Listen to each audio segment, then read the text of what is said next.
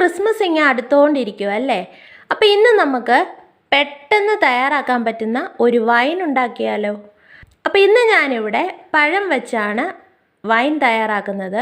അപ്പോൾ ഈ ഒരു വൈൻ നമുക്ക് 10 ദിവസങ്ങൾ കൊണ്ട് തന്നെ റെഡിയാക്കി എടുക്കാൻ പറ്റും.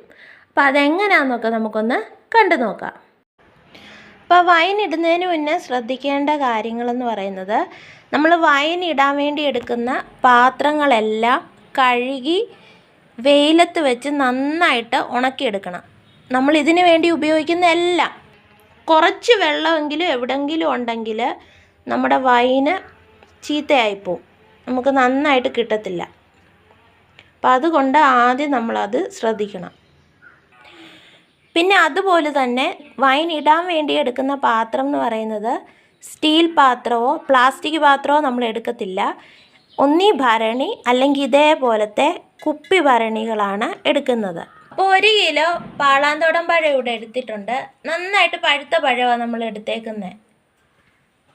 ഇതിനി നമുക്ക് ഈ ഒരു പാത്രത്തിൻ്റെ അകത്തേക്ക് ഇതേപോലെ വട്ടത്തിലരിഞ്ഞിട്ട് കൊടുക്കാം.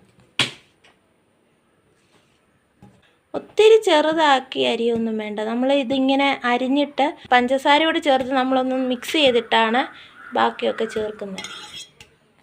ഒത്തിരി അഴുക്കായിട്ട് തോന്നുവാണെങ്കിൽ ആ ഭാഗം ഒന്ന് കട്ട് ചെയ്ത് മാറ്റിയിട്ട് വേണം ഇടാൻ.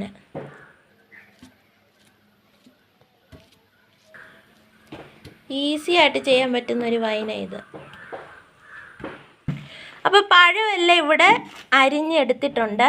ഇനി ഇതിൻ്റെ അകത്തേക്ക് നമുക്ക് പഞ്ചസാര ചേർത്ത് കൊടുക്കാം. അപ്പോൾ ഒരു 750 ഗ്രാം പഞ്ചസാരയാണ് ചേർക്കേണ്ടത്.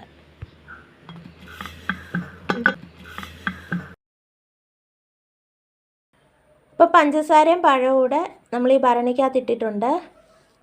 ഇപ്പം ഞാനിവിടെ ഇത് ഇളക്കാൻ വേണ്ടി എടുത്തേക്കുന്നത് ഇതേപോലെ ഒരു ചിരട്ടത്തവിയാണ്. അപ്പോൾ തടിത്തവിയാണെങ്കിൽ അത് മതി. സ്റ്റീലിൻ്റെ തവിയൊന്നും ഇട്ട് ഇളക്കാതിരിക്കുന്നതാണ് നല്ലത്. അപ്പോൾ ഈ തവിയാണേലും കഴുകി വെയിലത്ത് വെച്ച് ഉണക്കിയാണ് എടുത്തേക്കുന്നത്. അപ്പോൾ ഇതിട്ട് നമുക്ക് പഞ്ചസാരയും പഴവും കൂടെ ഒന്ന് മിക്സ് ചെയ്തെടുക്കാം.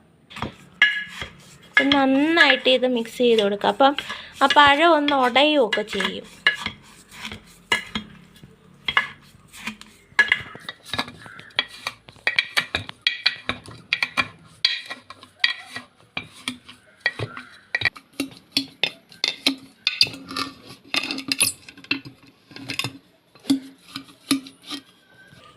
ഇതേപോലെ വലിയൊരു തവിയാണെങ്കിൽ നമുക്ക് ഇളക്കാനും എളുപ്പമായിരിക്കും അല്ലേ?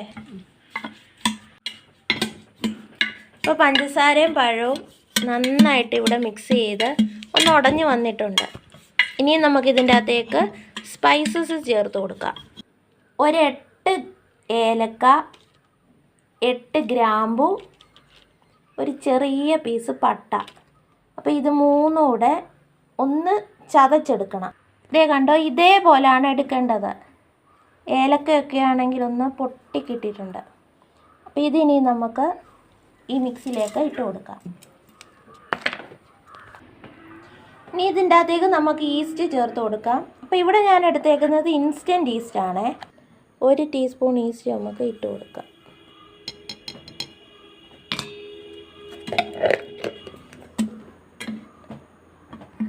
ഇനി ഇതെല്ലാം കൂടെ നമുക്കൊന്ന് മിക്സ് ചെയ്യാം. ഇനിയും നമുക്ക് ഇതിൻ്റെ അകത്തേക്ക് ചേർക്കേണ്ടത് 1/2 കപ്പ് ഗോതമ്പാണ് ചേർക്കേണ്ടത്. അപ്പോൾ ഈ ഗോതമ്പും കഴുകി വെയിലത്ത് വെച്ച് നന്നായിട്ട് ഉണക്കിയാണ് എടുത്തേക്കുന്നത്. അപ്പോൾ അത് നമുക്ക് ഇതിൻ്റെ അകത്ത് ചേർത്ത് ഇതെല്ലാം കൂടെ ഒന്ന് നന്നായിട്ട് മിക്സ് ചെയ്തെടുക്കാം.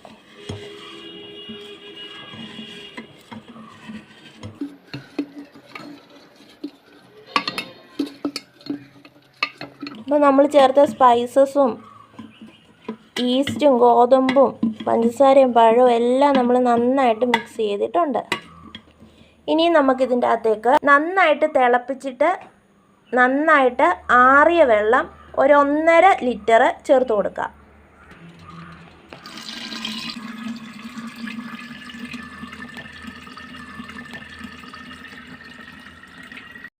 അപ്പോൾ വെള്ളം ഒഴിച്ചിട്ടുണ്ട്. ഇത് നമുക്ക് നന്നായിട്ടൊന്ന് മിക്സ് ചെയ്ത് കൊടുക്കാം. 1.5 ലിറ്റർ വെള്ളം എന്ന് പറയുന്നത് നമുക്ക് ഇവിടെ വരെയാണ് നമ്മൾ ഒഴിച്ചേക്കുന്നത്. ഈസ്റ്റ് ചേർത്തേക്കുന്നതുകൊണ്ട് ഇതിൻ്റെ അകത്ത് ഫെർമെൻറ്റേഷൻ നടക്കും. അപ്പോൾ നമ്മൾ മേളിൽ വരെ വെള്ളം ചേർക്കുവാണെങ്കിൽ ഇതിൻ്റെ മേളിൽ കൂടെ എല്ലാം ചാടിപ്പോവും. അതുകൊണ്ട് നമ്മൾ പകുതി വരെ ചേർക്കാവും. നമ്മൾ നന്നായിട്ട് മിക്സ് ചെയ്തു. ഇനി നമുക്കിത് അടച്ചു വെക്കാം. അപ്പോൾ ഇത് കെട്ടാൻ വേണ്ടി ഞാനിവിടെ ആണെങ്കിലും ഒരു തോർത്തെടുത്തിട്ടുണ്ട്. അപ്പോൾ ഇത് നമുക്ക് ഇതിൻ്റെ മേളിൽ വെച്ചൊന്ന് കെട്ടിയെടുക്കാം. ഒത്തിരി മുറുക്കി കെട്ടേണ്ട, ഒരു ഇച്ചിരി ലൂസാക്കിയിട്ടിട്ട് വേണം കെട്ടാൻ. തോർത്തോ കോട്ടൺ തുണിയോ ആണെങ്കിലും മതി. ഇനി നമുക്ക് നമ്മുടെ അടപ്പൂടെടുത്ത് മേളിൽ ഇങ്ങനെ വെച്ച് കൊടുക്കാം. അപ്പോൾ ഇതിനി നമുക്ക് വെട്ടം കയറാത്ത ഒരു ഇരുണ്ട സ്ഥലത്ത് വേണം ഇതിനി സൂക്ഷിച്ച് വെക്കാൻ വേണ്ടി. ഓരോ ദിവസവും ഇടവിട്ട് ഇത് നമുക്കെടുത്ത് ഒരേ സൈഡിലോട്ട് മിക്സ് ചെയ്ത് കൊടുക്കണം.